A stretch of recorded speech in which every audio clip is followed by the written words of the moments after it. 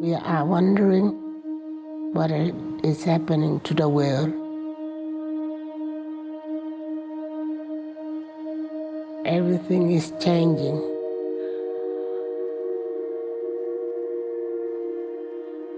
The very idea of human being some sort of natural concept is really going to change.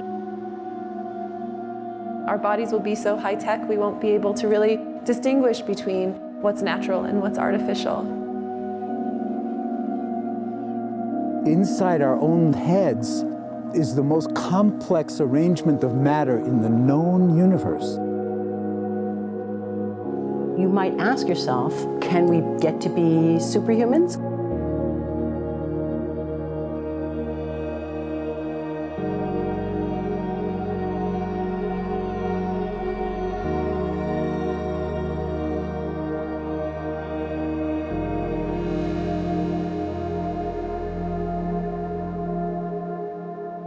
The original Industrial Revolution was driven by the discovery that you could use steam engines to do all kinds of interesting things. But that was followed by additional revolutions for electricity and computers and communications technology. We're now in the early stages of the fourth Industrial Revolution, which is bringing together digital, physical, and biological systems. One of the features of this fourth Industrial Revolution is that it doesn't change what we are doing, but it changes us.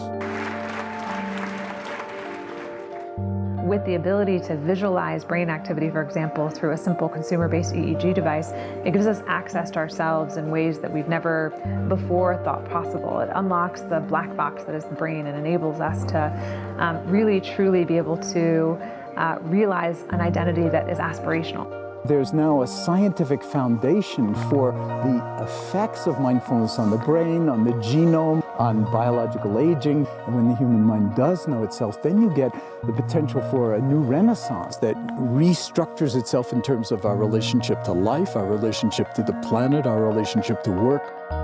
We need a different economic model.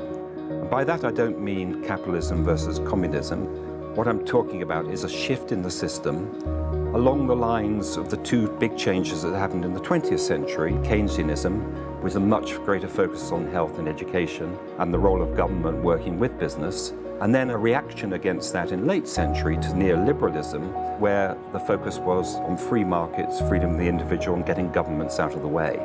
We need a shift to a new system that will allow us to meet the basic needs of every human on the planet, that will live within planetary means, that will be fairer, and that will be focused as its key goal, not on growth per se, but on maximizing human well-being. And history tells us that a values shift is triggered by creation of a new story about how we want to live.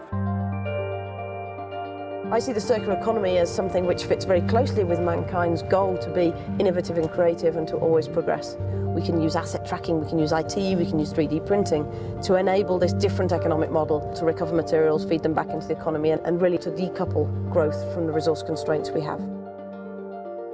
The reason we live in cities is not different today than it was 10,000 years ago. Even if we have got networks connecting us, we still want to have places where we meet in person. So this means the place where we work and the place where we live are much closer to each other, a city where we don't need to have big supply chains in order to produce things, where many things can be sourced locally thanks to 3D printing and robotics. So if we're able to do something to transform cities, to make them more efficient, then the impact can be huge. Think about the prospect of getting rid of plastics. We must not only be inspired or informed by nature, but actually use natural organisms with which to design products and building parts. Only instead of varying material properties, we're varying biological functionality. Design is critical today because it's the first signal of human intention. So the question of adding quality to quantity, it isn't a matter of simply circulating things that are potentially toxic.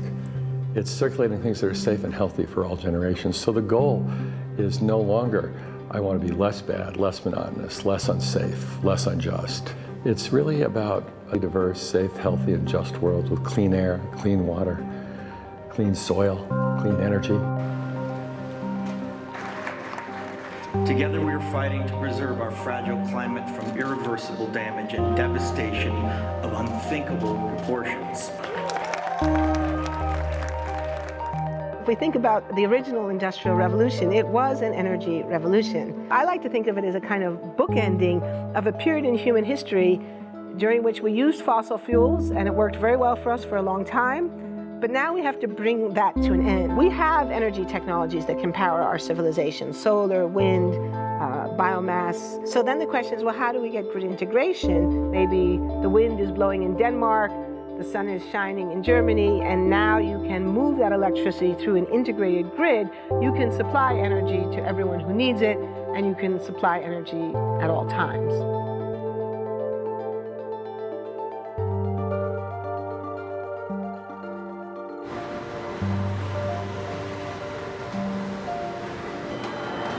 Walking around, you do see different stuff as far as like the body marriage line.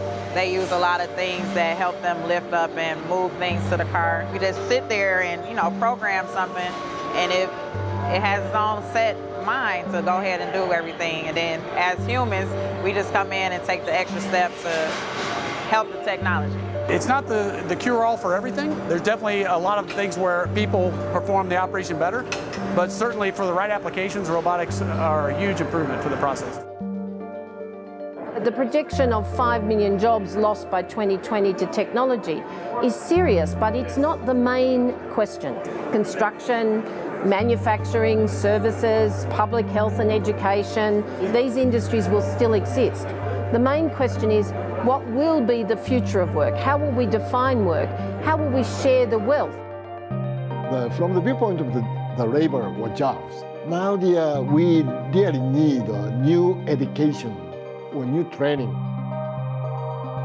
We're working with a World in Motion and FIRST Robotics, trying to encourage students from 3rd grade all the way up through the end of high school. We had students make sailboats, and then we had them race them, and so they could see how quickly they could move. And they immediately went back and started to say, oh, I saw what happened, I'm going to go change this or that. And that was 3rd graders.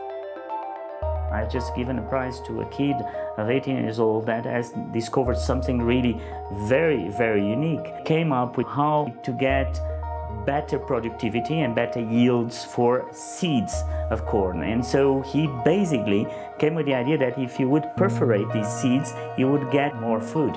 And you think about it and say, but he didn't go to university. So how does he get all that knowledge? And he told me, I've been watching YouTube since the age of 12, and I'm so interested that I've seen everything about it. I've read everything about it.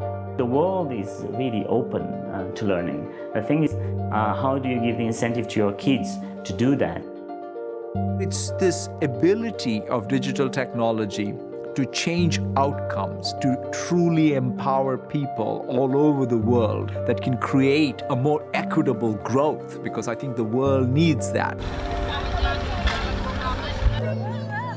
Fourth Industrial Revolution has the potential to make inequalities visible and to make them less acceptable in the future, and hopefully to gather and garner political support to take the necessary decision to reduce the gap. Humans have always been using tools, but because of the recent advances in technology, we're beginning to have machines that can augment us in all sorts of interesting ways. I was the first person in the world to be able to voluntarily move my legs while stepping in a robot by exciting the nervous system using electrical stimulators directly onto the spine. We believe that a cure will be possible if enough of the right people have the will to fast-track a cure for paralysis.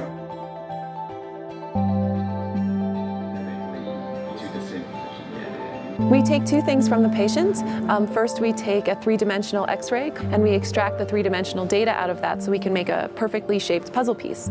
And then we also take a sample of fat tissue from the patient so that we can extract the stem cells out of those. And we use those stem cells with this three-dimensional scaffold that we fabricate, and after 3 weeks we have a piece of living bone that's ready for implantation. Being able to use genome editing to understand the genetic changes that lead to cancer, and technologies like drug delivery, getting molecules into particular types of cells. There's a lot of excitement about being able to move much more quickly on this disease. One of the things that I think is so essential to free and open societies is freedom of thought. And up until now, the conversation we've been having is around freedom of speech. Once we can access people's thoughts and access people's emotion, we have to create a space that enables people to think freely, to think divergent thoughts, to think creative thoughts. And in a society where people fear having those thoughts, the likelihood of being able to enjoy progress is significantly diminished. We need to take responsibility at every level of society, from the individual and the personal to the institutional to the global, to adapt to these technological challenges and changes which are redefining what it means to be human, what it means to work, what it means to be completely embedded in this world. People always ask me if I'm an optimist or a pessimist. The technology exists, but how do we get it and implement it at the scale we need at a price that people around the world can afford? Even though we have everyday problems we have to solve, we have to find a way to lay the foundations for the innovations of tomorrow.